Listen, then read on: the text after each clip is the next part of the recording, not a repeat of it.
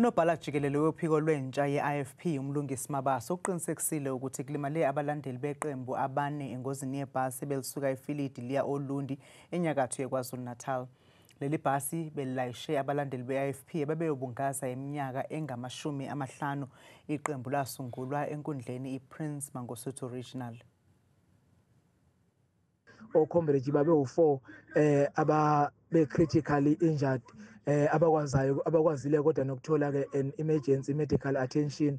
Abanye ko-comrade basustain minor injuries. Siyabonga kuNkulunkulu, siyabonga umuntu onaphinda angena ukuthi ubembathile wabavikela ukuthi kungabi namphefumulo ophumile. Siyabonga kakhulu uNkulunkulu ngokubahlenga, ngokubavikela ukuthi noma belimele kodwa kungabi namunye ucomrade oyithola selahlekelwa umphefumulo. And siyabafisela futhi siyakhuleka ukuthi bephole ngokukhulu ukusheshsha. So we wish them a speedy recovery ngoba siyazi ukuthi nakubona ocomrade bekubaleke kangakanani ukuthi bebe ingxenye yalomgubho nalombuthano njengoba iIFP celebrate u50 years.